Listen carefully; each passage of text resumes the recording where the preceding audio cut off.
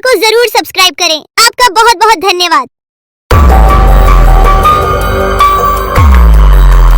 बहुत साल पहले की बात है। लक्ष्मीपुर के जंगल में एक पुरानी झील थी। वहाँ दिन में तो कोई घटना नहीं होती, पर थोड़ा सा भी अंधेरा छाते ही वह झील एक खूनी झील बन जाती। उस दौरान जो भी जानवर उस झील पर पानी पीने आ जाता, वह जिंदा वापस नहीं आता। कहाँ जाता, आज तक किसी को उसका पता नहीं चला था।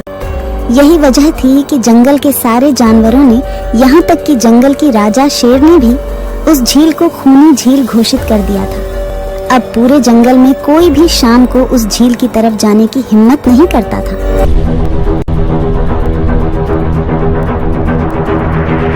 एक दिन उस जंगल में एक बंदर आ जाता है। उसकी और खरगोश की मुलाकात होती है।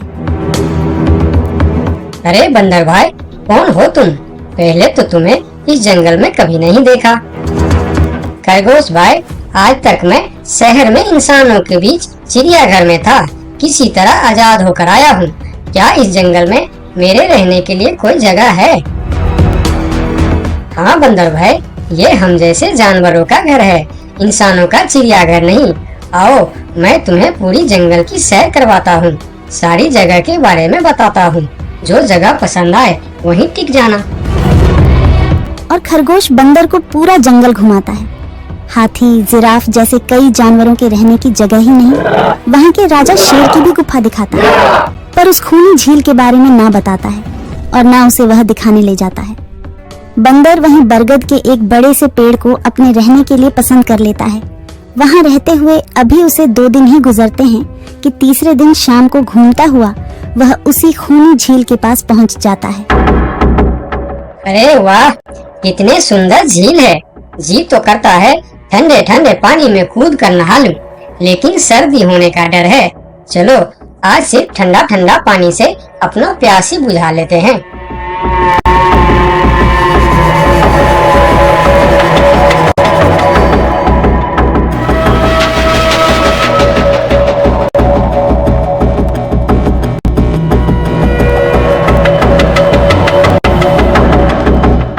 अरे बंदर भाई, तुम इतने डरे हुए क्यों हो? कहाँ से आ रहे हो? झील में पानी पीने गया था और जिंदा वापस आ गए। क्या मतलब? तुम्हें पता नहीं, वह इस जंगल की खूनी झील है। शाम होने पर कोई भी वहाँ जाता है तो जिंदा वापस नहीं आता।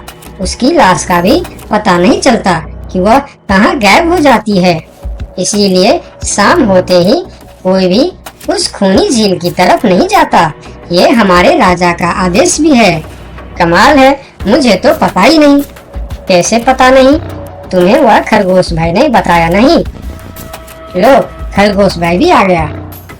अरे खरगोश भाई, आपकी वजह से आज बंदर भाई की जान जाते जाते बची। मेरी वजह से? हाँ, तुमने बंदर भाई को पूरा जंगल घुमाया, हर जगह के बारे में बताया। इस खूनी झील के बारे में क्यों नहीं बताया? भूल गया भाई, मैंने तो सोचा ये तो पेड़ पर रहते हैं, इन्हें झील से क्या काम। अभी अभी इन्हें खूनी झील की खूनी ने पकड़ने की कोशिश की, ये तो बाल बाल बच गए, वरना खूनी झील की खूनी, क्या तुमने उसे देखा? क्यों, क्या तुम लोगों ने आज तक नहीं देखा? नहीं, हम में से कोई कभी भी शाम को उस तरफ जाते ही नहीं और दिन में कोई घटना नहीं होती। और यह बात वह जाकर शेर के दरबार में सभी को बताता है। उसकी बात सुनकर किसी को भी यकीन नहीं आता है। क्या बात कर रहे हो बंदर? मैं सच कह रहा हूँ महाराज, लेकिन हम लोगों तो कभी आज तक देखा ही नहीं, क्योंकि आप लोग उसे खूनी झील समझकर दिन में ही वहाँ जाते हो और शाम होते ही आप लोग डर के मारे वहाँ जाना बंद कर देते हो। पूरे दिन वह मगरमच्छ झील में छुपा रहता है, शाम होते ही चुपचाप निकलता है और झील के पास पानी पीने आए जानवरों को खा जाता है। और आप लोग समझते हैं कि यह झील ही खूनी है, जबकि खूनी यह झील नहीं, इसमें छिपा हुआ मगरमच्छ है। हमें तो यकीन नहीं हो रहा है। वही तो बंदर भाई, हमें अगर पहले पता होता कि आप इतने बड़े झूठे हो तो हम अपने जंगल में आपको रहने की कभी जगह नहीं देते। अरे यार, आप लोग मेरे बात पर यकीन क्यों नहीं करते? मैं आप लोगों का भलाई के लिए ही बोल रहा हूँ। अगर तुम्हारी बात सच्ची है तो क्या तुम उस मगरमच्छ को हमें दिखा सकते हो?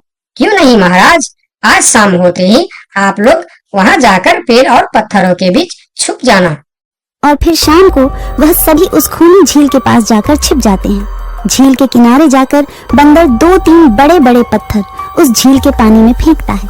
पत्थर के गिरने की छपाक छपाक की आवाज सुनकर मगरमच्छ पानी के अंदर चलता हुआ शिकार करने वहां आता है, मगर वहां पेड़ के पीछे छिपे दिखाई देते हाथी को देखकर वह सावधान हो जाता है और सोचता है, अच्छा तो यह लोग मुझे छुप कर देखने आए हैं, अब मैं क्या करूं? हाँ, ये लोग तो बेवकूफ है, इन्हें फिर से बेवकूफ बनाते हैं। मैं फिर से पत्थर बन जाता हूँ। देखा, हमने कहा था ना, झील में एक बड़ा सा पत्थर है। हाँ देखो, यही पत्थर तो हमें हमेशा रात में दिखाई देता है। हाँ वही तो, ये पत्थर सिर्फ रात को क्यों दिखता है, दिन में क्यों नहीं दिखता, कभी सोचा है? हाँ, रात को चंद्रमा की वजह से पानी में ज्वार आता है तो वह पत्थर ऊपर हो जाता है। दिन में ज्वार नहीं आता तो पत्थर पानी में डूबा रहता है। उनकी बेवकूफी भरी बातें सुनकर बंदर परेशान हो जाता है। अरे यार, तुम लोग भी ना समझते ही नहीं। ठीक है, चलो एक काम करते हैं। तुम लोगों को लगता है ना कि वह बड़ा पत्थर, कि वह बड़ा ही मजबूत पत्थर है। अगर यह खुद ही बता दे कि यह एक मजबूत पत्थर है तो मैं भी मान जाऊंगा और अभी गुलाटी मारते हुए झील में छलांग लगा दूंगा और तैरता हुआ इस तरफ से उस तरफ चला जाऊंगा। यह सुनकर मगरमच्छ के मुंह में पानी आ जाता है। लगता है आज बंदर का नरम नरम मांस खाने का मौका मिलेगा। वैसे भी ये सारे जानवर बेवकूफ है, आज तक मुझे पत्थर ही समझते आए हैं। मैं पत्थर हूँ, मैं मजबूत पत्थर हूँ। सुना आप लोगों ने, ये कैसे आप लोगों को बेवकूफ समझता है? अरे पत्थर भी कभी बोलते हैं क्या? अब सभी की समझ में बंदर की बात आ जाती है। रात भर सभी शेर राजा की गुफा में मीटिंग करते हैं। बंदर सही कह रहा था, यह मगरमच्छ जरूर कहीं दूसरे जगह से हमारे जंगल में आ गया है। लेकिन अब क्या करे? अगर धरती पर होता तो मैं उसे धूल चटा देता था, लेकिन पानी में हमारा शक्ति कम हो जाती है। तो क्या इससे हमें कभी छुटकारा नहीं मिलेगा महाराज? मेरे ख्याल से तो नहीं।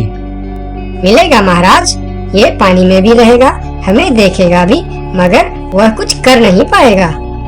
ये कैसे हो सकता है? हो सकता है हाथी भाई, बस आप लोग मुझे 2 बड़े बड़े रस्सी दे दो। रस्सी का क्या करोगे? मैं शहर के चिड़ियाखाना में था तो एक एक तरीका सीखा है जानवरों पर कब्जा करने की। हम इस पर कब्जा कर लेंगे। और बंदर को 2 बड़ी बड़ी रस्सी लाकर दी जाती है। फिर बंदर उन सभी के साथ रस्सी लेकर उस खूनी झील पर पहुंचता है।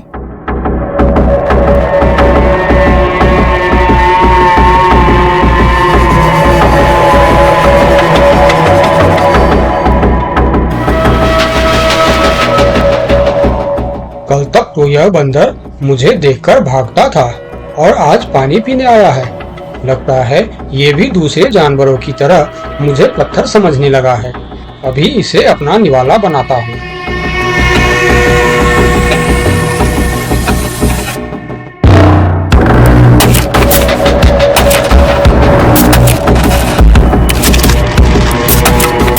अरे ये तो भाग भी नहीं पा रहा है।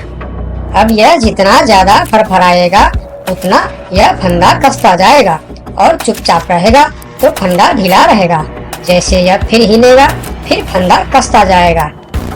अब ना यह इससे छूट सकता है और ना पानी में जा सकता है। अरे वाह, फिर तो यह हमारा कुछ भी नहीं बिगाड़ सकता। अब हम सारे जानवर इस झील में कभी भी पानी पी सकते हैं, कभी भी नहा सकते हैं। अब यह हमारा कुछ भी नहीं बिगाड़ पाएगा। अरे वाह बंदर भाई, मान गए। आपने तो हमारी समस्या ही खत्म कर दी, वरना रात भर हमें प्यासी रहना पड़ता था कि हमें झील में पानी पीने गया और झील ने हमें खा लिया। तो आज हमें एक बात समझ में आई है कि किसी भी अफवाह के चक्कर में हमें अपनी जगह छोड़कर नहीं जाना चाहिए, बल्कि उस अफवाह का समाधान क्या है वह खोजना चाहिए। क्योंकि कोई भी जगह खूनी नहीं होती, उस जगह पर रहने वाला खूनी होता है।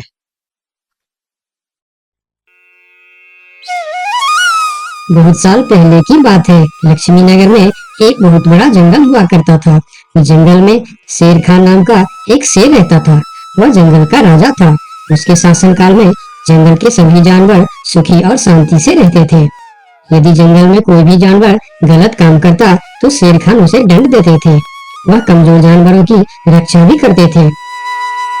एक दिन शेर खान अपने गुफा के सामने बैठे थे। तभी उसका दोस्त भालू उसके पास आया। फिर दोनों दोस्त मिलकर जंगल और जंगल के जानवरों के बारे में आलोचना करने लगे।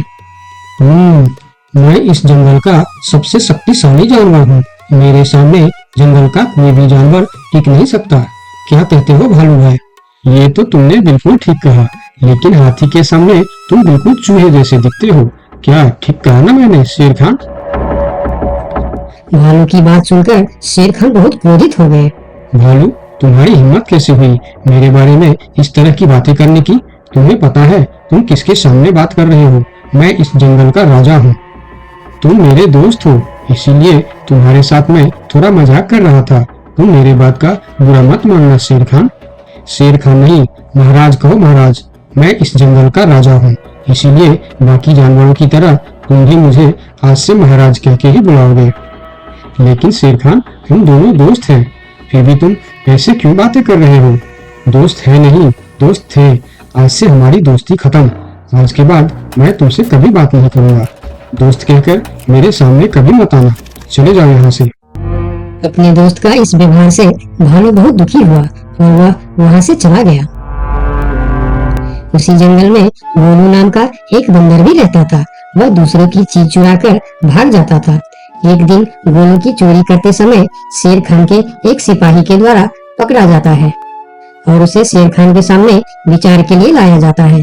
गोलू को देखकर शेर खान कहते हैं, गोलू, तुम्हारी चोरी की किस्से जंगल के दूर दूर तक मशहूर है।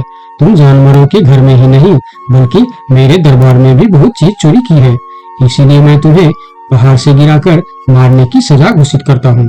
आज से ठीक 2 महीना बाद तुम्हें पहाड़ से गिराकर मार दिया जाएगा। अपनी मौत की सजा सुनकर गोलू बहुत रोने लगा और बोला, महाराज, मैं अब कभी चोरी नहीं करूंगा। मुझे माफ कर दीजिए महाराज। मेरे घर में छोटे छोटे बच्चे हैं, मुझे छोड़ दीजिए महाराज।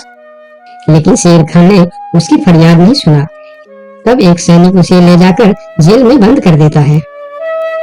उधर गोलू का दोस्त भोलू को जब इस बात का पता चलता है तब वह गोलू से मिलने के लिए कैद खाने में पहुंच जाता है और उससे कहता है, देखा गोलू, तुम पकड़े गए ना। मैं तुम्हें कितनी बार कहा था कि चोरी करना छोड़ दो। अब क्या होगा बताओ, कैसे निकलोगे यहाँ से? ये सब छोड़ो भोलू भाई, जो होना था वो हो गया। मुझे तो बस अपने परिवार की चिंता हो रही है। काश मैं मरने से पहले उनके लिए कुछ कर पाता। मेरे छोटे छोटे बच्चे हैं, बीवी है, अब उन सब का क्या होगा? मेरे बिना वो भी जीवित नहीं रह सकते। गोलू की बातें सुनकर भोलू सोच में पड़ गया।